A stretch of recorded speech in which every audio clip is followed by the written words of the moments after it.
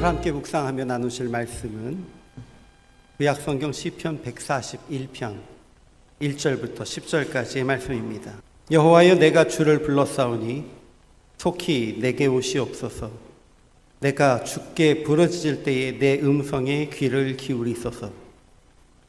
나의 기도가 주의 앞에 분향함과 같이 되며 나의 손드는 것이 저녁 제사같이 되게 하소서. 여호와여, 내 입에 파수꾼을 세우시고 내 입술의 문을 지키소서. 내 마음이 악한 일에 기울어 죄악을 행하는 자들과 함께 악을 행하지 말게 하시며 그들의 진수성찬을 먹지 말게 하소서. 의인이 나를 칠지라도 은혜로 여기며 책망할지라도 머리에 기름같이 여겨서 내 머리가 이를 거절하지 아니할지라. 그들의 재난 중에도 내가 항상 기도하리로다. 그들의 재판관들이 바위 곁에 내려 던져줬도다. 내 말이 닮으로 무리가 들이로다. 사람이 밭가라 흙을 부스러뜨린 같이 우리의 해골이 스올 입구에 흩어졌도다. 주 여호와여, 내 눈이 주께 향하며 내가 주께 피하오니 내 영혼을 빈궁한 대로 버려두지 마옵소서. 나를 지키사 그들이 나를 잡으려고 놓은 울모와 악을 행하는 자들의 함정에서 벗어나게 하옵소서. 악인은 자기 그물에 걸리게 하시고 나만은 온전히 면하게 하소서. 아멘. 준비할 때와는 좀 다른 상황이 펼쳐져서 다른 관점으로 접근해야 되는 경우가 종종 있습니다. 어쩌면 오늘 설교가 그럴지도 모르겠습니다. 주의 재림을 소망하며 라고 하는 이 제목으로 말씀을 준비했을 때 사실 우리가 평안과 안전 가운데 있어도 하나님의 오심을 기도해야 한다라고 하는 맥락으로 말씀을 준비했는데 아침에 일어나서 말씀을 준비를 다시 하려다 보니까 전쟁이 났다고 그러더라고요. 그리고 어쩌면 많은 분들이 항상 이스라엘의 전쟁이 벌어지면 하나님께서 이것을 통해서 이제 예수님이 오실 때가 다 되었다는 것을 보여주시는 것은 아닌가 하는 생각들을 많이 하시기 때문에 잘못 생각하면 이제 말세가 되었으니 우리가 간절히 주님의 재림을 소망해야 합니다 라는 형태로 접근에 들어갈 수도 있을 것 같습니다. 그러나 여러분, 오늘 말씀의 핵심은요, 위험하고 어려운 상황이든 아니면 평화롭고 안정된 상황이든 우리 그리스도인들은 마라나타의 신앙을 유지해야 한다라고 하는 것에 초점을 맞추고자 합니다. 여러분, 마라나타라는 말은 많이 들어보셨죠? 마라나타. 주 예수여 오시옵소서. 주여 어서 오시옵소서. 고린도전서 16장 22절에서 사도 바울이 우리 주여 어서 오시옵소서라고 하는 그 구절이 바로 이 마라나타라는 표현이고요. 초대교회에서 예수님의 빠른 재림을 소망하면서 이야기했던 표현입니다. 아람어에서 비롯된 말이기도 하고요. 우리가 다 알다시피 초대교회 시대는 매일매일이 힘들었습니다.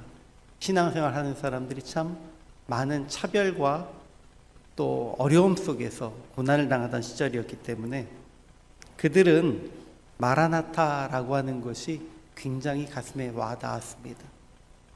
그런데 우리는 어떨지 오늘 말씀 속에서 다시 한번 살펴보려고 합니다. 지금은 별로 그런 친구들이 없는데요.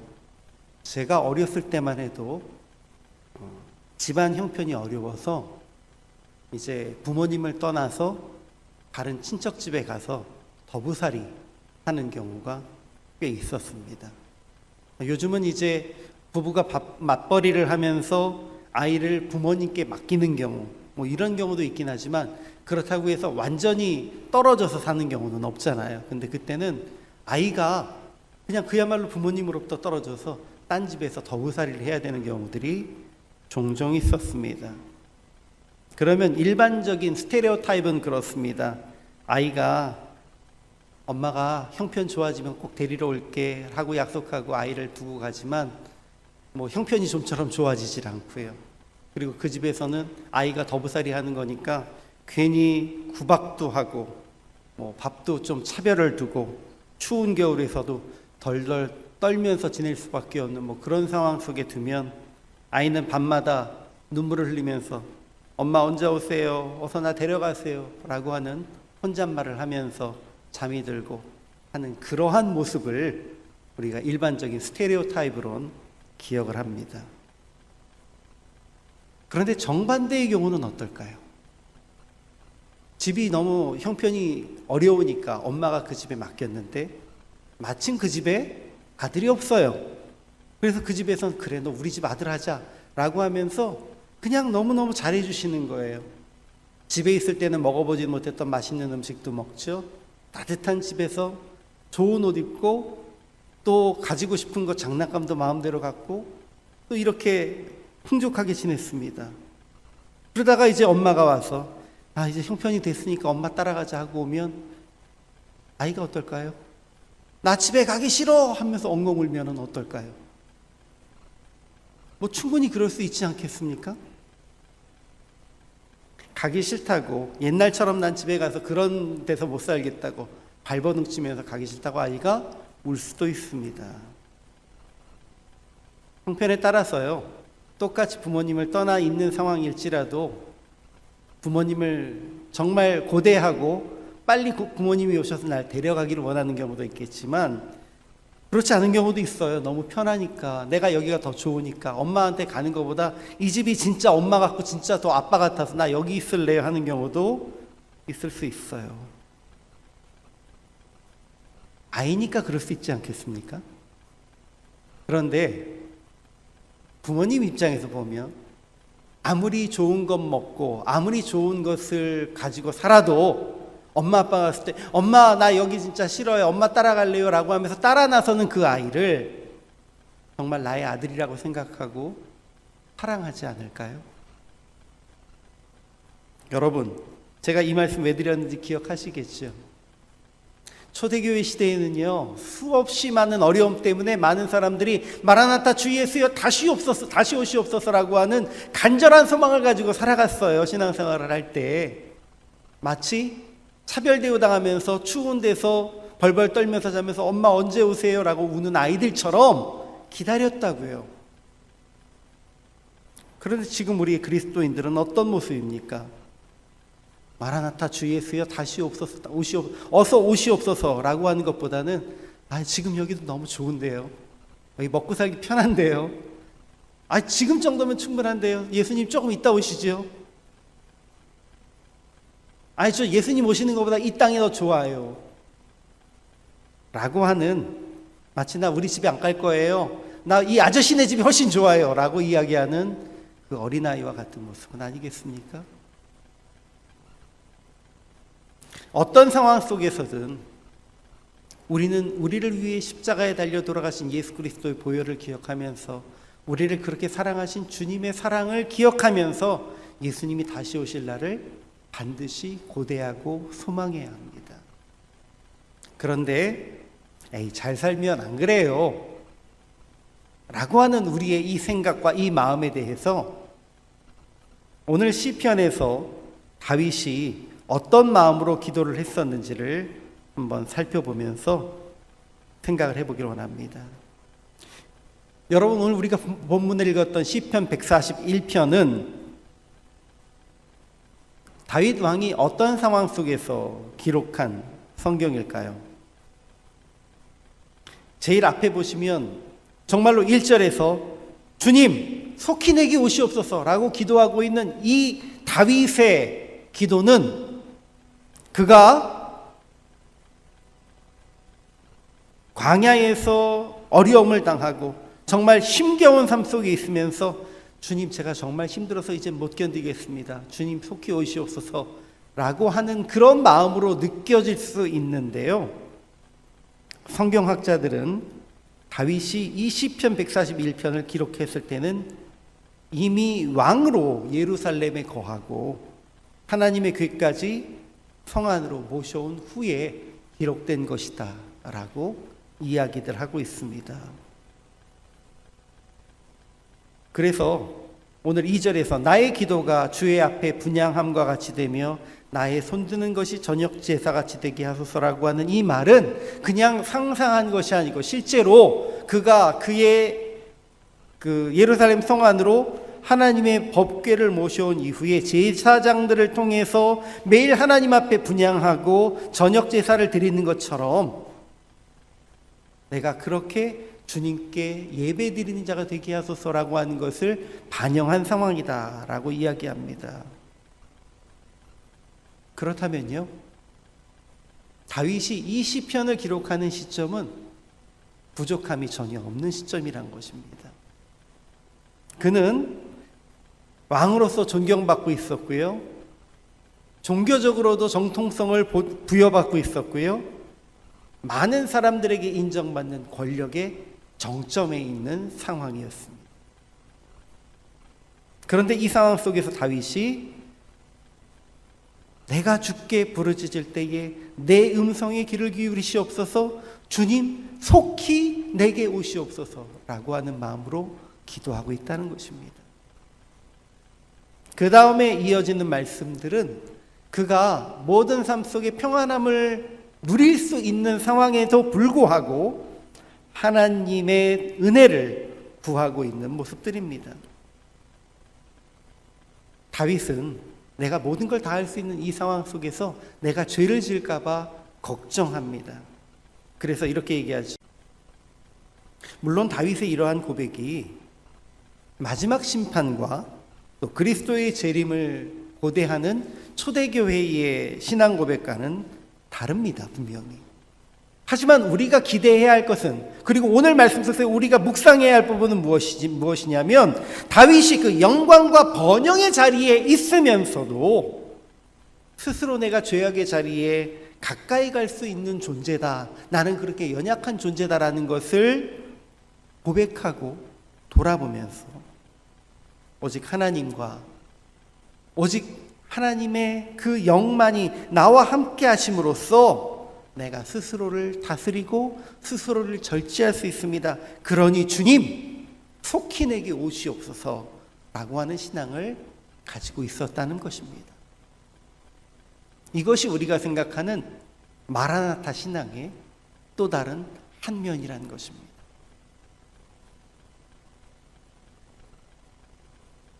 초대교회의 성도들은 고통과 어려움 속에 주 예수여 어서 오시옵소서라는 마라나타를 외쳤지만, 아까 처음에 서두에 말씀드렸듯이 우리는 초대교회의 성도들이 이야기하는 그 고통과 고난 속에 외치는 마라나타는 뭔가 좀 어색하고 멀어 보입니다. 내가 지금 편해요, 주님. 아주 부자는 아니지만 이 정도면 살만합니다. 그러니 주님, 저희는 이 땅에서 누릴 수 있는 거 충분히 누릴 수 있게 해주시고요. 이거 다른 말로 하면 주님, 우리가 이 땅 위에서 복받은 자로서 복받고 장수하고 건강하게 지내게 해주세요 라는 기도는 우리가 참 많이 드리는데, 예수님 속히 오세요 라는 기도는 드리고 있진 않은 것이 우리의 현실이란 것입니다.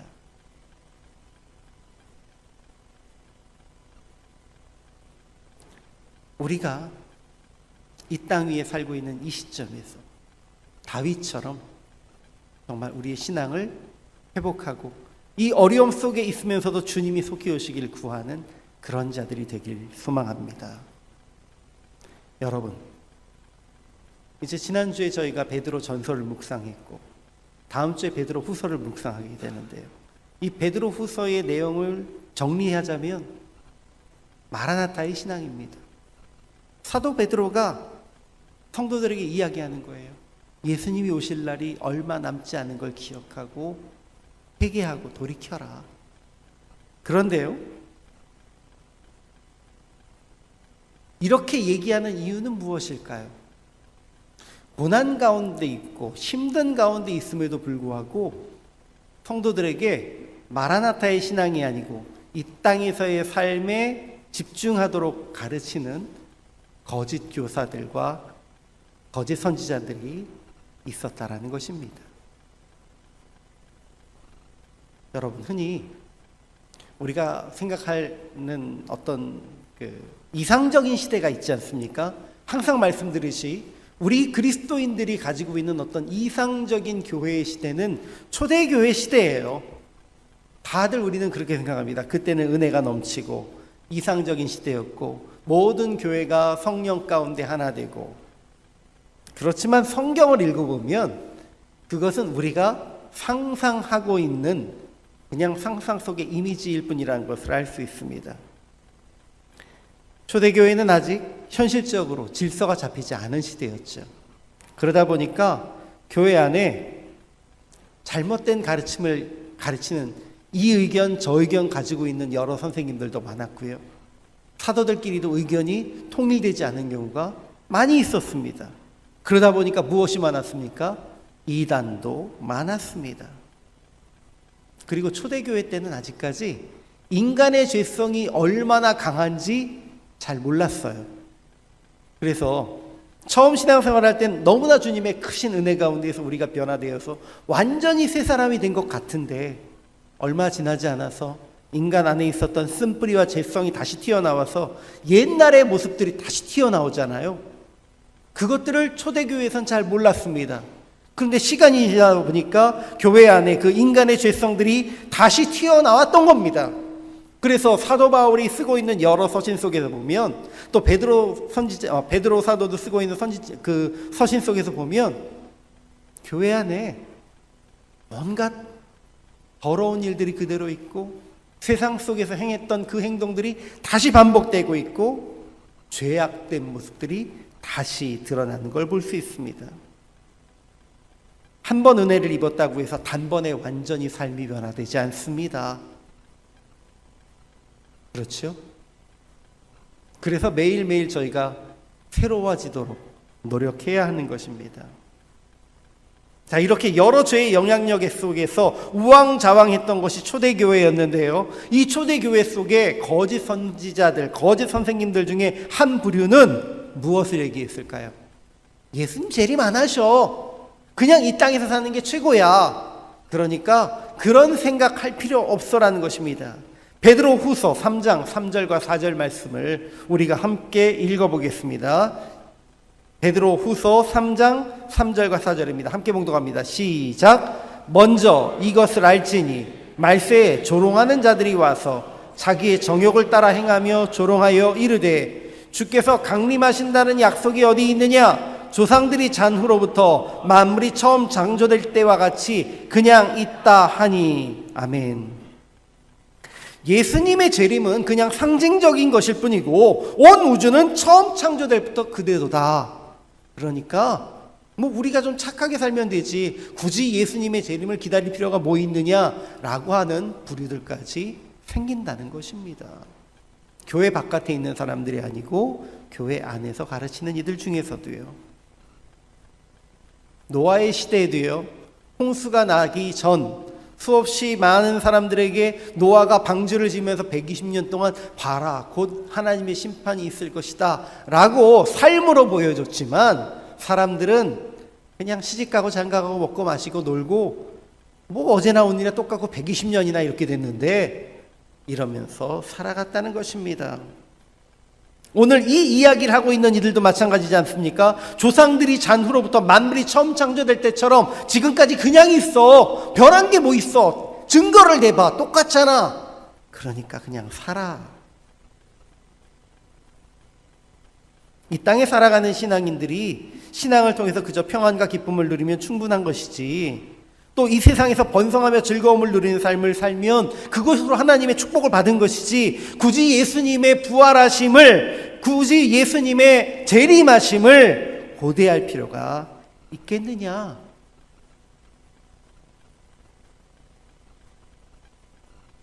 여러분, 오늘날 교회의 많은 부분들이 대놓고 이렇게 얘기하진 않지만 그 방향으로 초점이 흘러가고 있는 것 같지 않으십니까?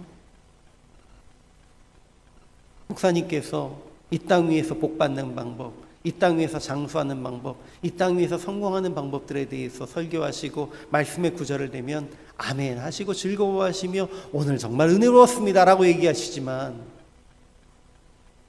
예수님이 오실 때가 가깝습니다, 회개하십시오 라고 하는 말씀을 전하면 말씀은 좋은데 부담스럽네요.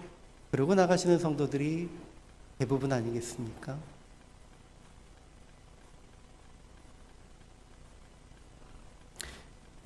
사도들은 이러한 상황을 경계하면서 재림을 고대하는 삶의 중요성을 성도들에게 다시 한번 알리고 싶었습니다. 그래서 베드로가 이어지는 8절에서 10절에 이렇게 이야기합니다. 함께 봉독하십니다. 시작. 사랑하는 자들아, 주께는 하루가 1000년 같고 1000년이 하루 같다는 이 한 가지를 잊지 말라. 주의 약속은 어떤 이들이 더디다고 생각하는 것 같이 더딘 것이 아니라 오직 주께서는 너희를 대하여 오래 참으사 아무도 멸망하지 아니하고 다 회개하기에 이르기를 원하시느니라. 아멘. 비록 예수님의 재림이 더딘 것 같이 보여도 하나님의 시간과 우리가 느끼는 시간의 차이가 있으니까 이거 느린 거 아니야. 반드시 오실 거야 라고 기억하시라는 말이고, 또 한 가지는 하나님이 왜 여태 참으시는 줄 알아? 그래도 모두가 회개하고 구원에 이르는 걸 원하시기 때문이야. 그래서 참으시는 거야 라고 말씀하십니다.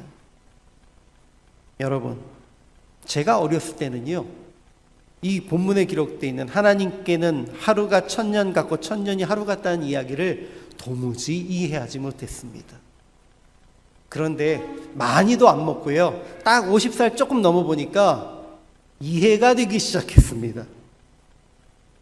그리고 나이를 드실 때마다 더 많이 이해하실 것 같아요.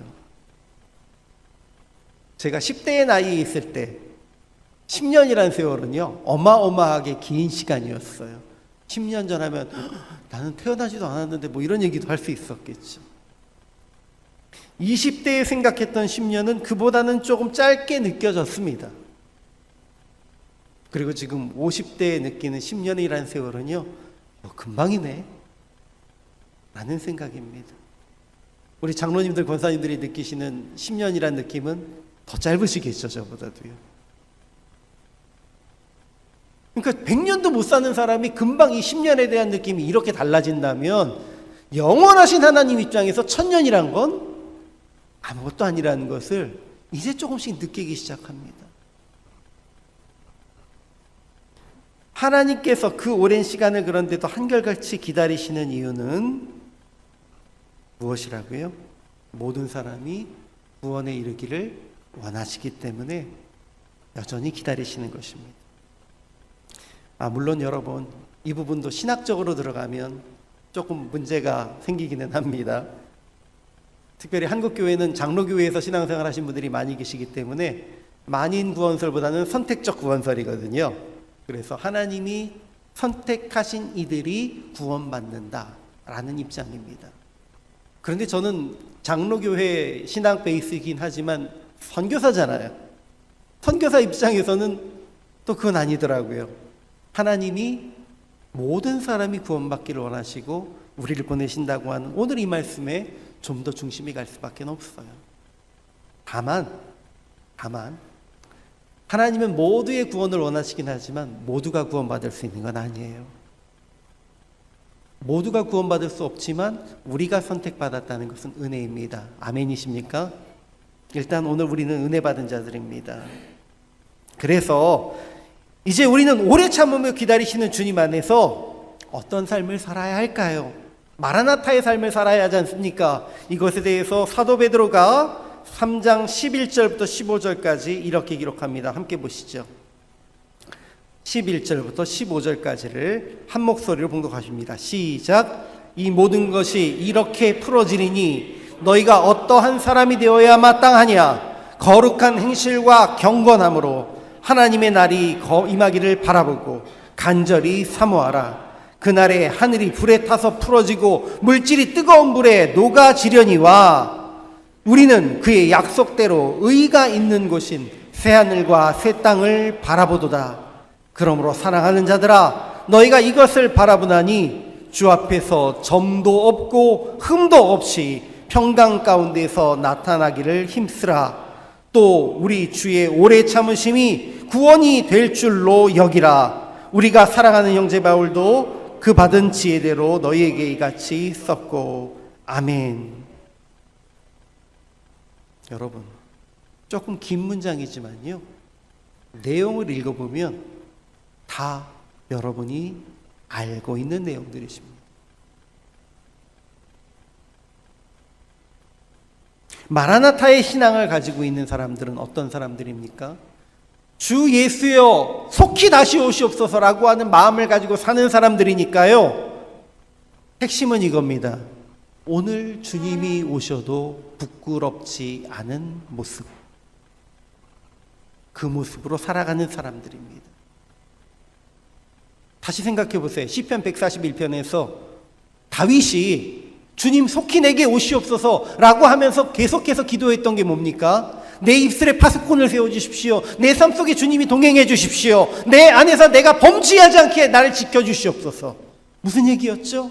내가 지금 당장 주님이 오셔도 부끄럽지 않게 서게 해 주세요. 그것이 모든 것이 풍성한 가운데에서도 마라나타의 신앙을 가지고 살 수 있는 다윗의 모습이었고요. 오늘 초대교회에 대해서 베드로 사도가 이야기하는 것도 이것이지 않습니까? 제가 정리해보면 사랑을 행하는 거룩한 행실로 하나님의 말씀을 묵상하고 기도 가운데 적용하는 경건함으로 예수께서 속히 재림하시기를 바라는 간절함으로 아무 흠이 없는 삶을 드러내기를 힘쓰며 오래 참으며 구원을 소망하는 삶을 살아가십시오. 이것이 바로 마라나타의 신앙입니다. 사도 베드로가 이야기한 것은 바로 이것입니다.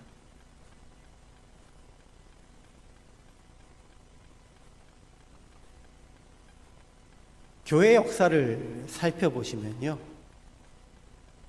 신앙인들이 어렵고 힘든 상황 속에서 타락했던 경우는 많지 않습니다. 어렵고 힘든 경우에는 차라리 신앙을 선택하지 않는 이들은 있을지언정 그 상황 속에서 신앙을 선택한 이들은 끝까지 믿음을 부여잡고 나아갔던 것이 대부분입니다. 그러나 그리스도인들이 핍박과 고난으로부터 자유로워지면 점점 이런 생각을 하기 시작하죠. 예수님, 살만한데요. 지금 당장은 오지 않으셔도 될 것 같아요. 이 마음을 품기 시작하면 신앙은 변질되기 시작합니다. 고난을 통해 유지했던 초대교회의 온전한 신앙이 핍박이 끝나고 로마 제국의 교회에 대한 공인이 시작되면서 얼마 안가 신앙의 순수함을 잃어갔던 역사를 우리는 알고 있습니다. 그리고 그것을 가지고 우리는 깨달아야 합니다.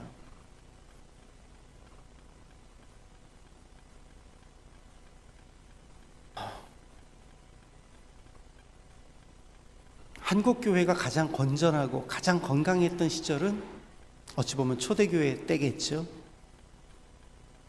19세기 말 20세기 초, 정말로 아무도 믿지 않는 그 시대에 예수님을 믿는 사람들은 본이 되었고요. 정말로 그때는 서쪽 하늘에 붉은 빛의 이상한 구름만 떠도 예수님 오시는 건가? 라고 하면서 예수님 속히 오시옵소서 라고 하는 간절한 마음으로 기도드렸던 우리 신앙의 선조들의 고백이 있습니다. 그런데 지금 우리는 그렇지 않습니다. 오늘 이 땅에서 평안과 풍요함 속을 이렇게 해서 이 모든 것을 만끽하면서 예수님의 재림에 대한 소망을 잊고 종말에 관한 메시지를 오히려 불편히 생각하는 지금 우리가 살고 있는 이 시대에 우리는 평안과 만족 중에 예수님의 재림을 기억하고 소망함으로 세상의 평안과 안락함에 매몰되지 않아야 합니다. 이웃은 물론이고 원수된 이들에게까지도 사랑을 행하는 거룩한 행실, 주님의 말씀을 묵상하고 그저 기도함으로 끝나는 것이 아니고 실천하는 경건함으로 서쪽 하늘에 이상한 구름만 떠도 예수님 지금 오시나요? 라고 생각했던 신앙의 조상들처럼 간절한 기대로 예수님이 오심에 대한 간절함을 품는 그 마음으로 오늘 이 시간에 우리가 예배드리는 이 중간에 예수님이 오셔도 부끄럽지 않게 예수님 오셨다라고 하면서 우리가 박수치면서 모두 주님 앞에 나아갈 수 있을 만큼 부끄럽지 않은 흠이 없는 삶을 살며 준비하는 우리가 될 수 있길 소망합니다. 그러야 할 때에 주께서 우리를 잘하였도다, 수고하였도다 라고 하며 칭찬하고 품어주실 줄 믿습니다.